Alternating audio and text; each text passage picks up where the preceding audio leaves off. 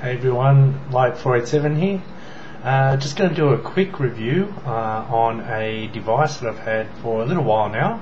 So I've had a good amount of time to sort of fiddle around with it and work out what works with it. It is the eGo, I guess, battery. It's basically a 510 connection here. And in this particular case, it's actually got a USB connection built into the actual battery itself, so that you can charge the battery. Now, the way they sell these is they call it a eGo USB pass-through, and I really don't agree with that product description. You know, like a pass-through is something that, like a USB pass-through, is something that just goes directly from the USB power source directly to the atomizer with nothing in between. What this does is a little bit different. This basically, the USB comes in here and charges the battery, but it doesn't, send the power from the USB directly through to the atomizer. All it does is it keeps the battery charged while you're vaping. So while that's not a bad thing, it's certainly not my idea of what a USB pass-through is. So that aside, essentially it's a 3.7 volt device. The batteries in the USB models are 650 milliamp hours. So that's I think the standard eGo that came out originally was, I think, like 900 milliamps, and now they've got bigger ones which are obviously a bit longer as well, which are like I think like 1,000 milliamps, that kind of thing. 650 milliamps is about 6 times the battery capacity that a Titan 510, which is this little guy. You can see that it's a much thicker battery, but not that much taller than the Titan 510, which is the same sort of Joytech 510 atomizer, not atomizer battery. These ones, if you remember, I've got a little blue light on them, and this one's reasonably well charged, but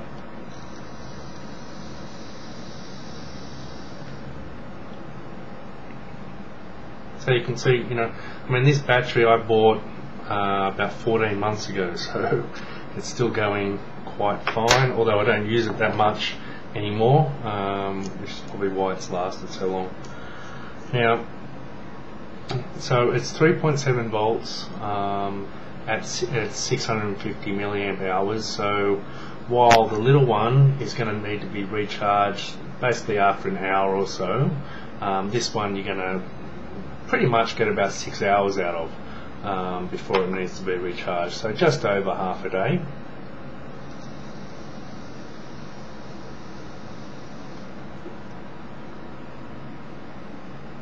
So you can see maybe a little bit extra vapor, maybe 10% more than you would get from the Titan, but pretty much basically the same, because it's essentially the same output.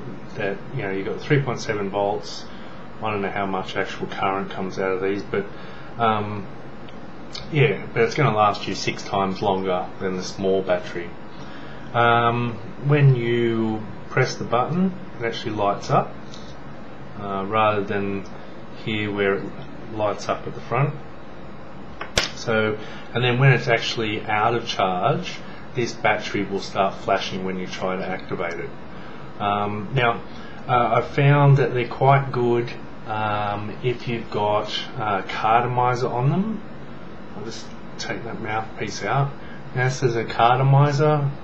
It's actually a low resistance cartomiser, and they also work really well with the low resistance atomizers. So if you've got a standard atomizer, you might find that the vapor production is a little bit less, and the throat hit's a little bit less as well than normal. But on a low resistance atomizer, or a low resistance cartomizer, or even just a standard cartomizer, they're fine.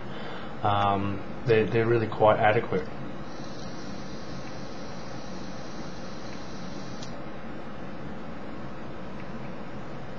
So yeah, so while I have a 5-volt box mod, which I did my last video on, that's great for standard resistance atomizers and for that kind of thing, and for higher voltage vaping. Whereas these are, probably the best sort of starting out sort of thing you can get these days. You can get these in Australia. In Australia you can't sell nicotine, but you can certainly sell the devices themselves and all the cartomizers and atomizers. So basically I think these are retailing now for an average of about $22 for the battery, and it comes with a USB lead for charging.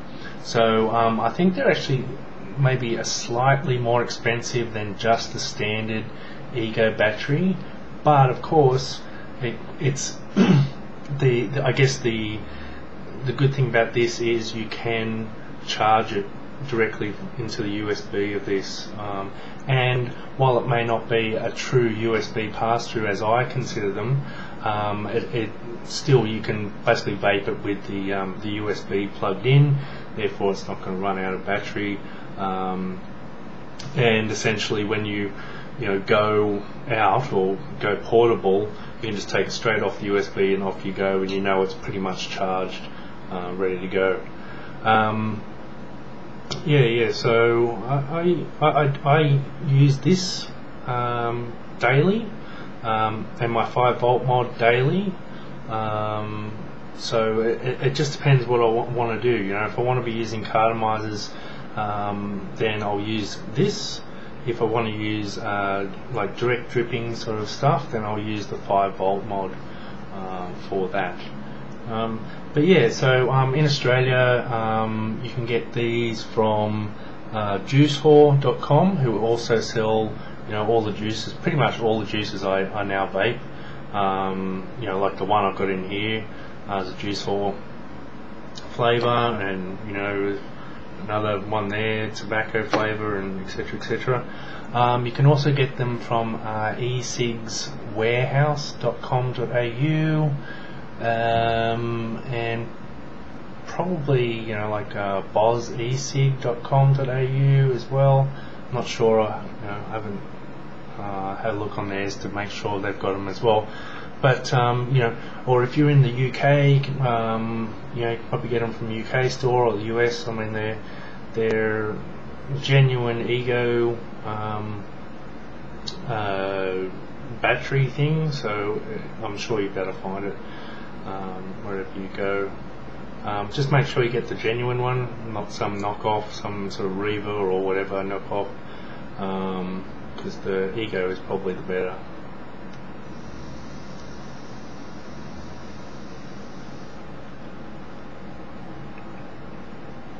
Yeah, so I'm going to get good vapor like that for, as I say, 6 hours or something. Anyway, that's it for me today. I don't know if I'll do another review for a while, I don't know, it just depends how I feel. Yeah, okay, see ya.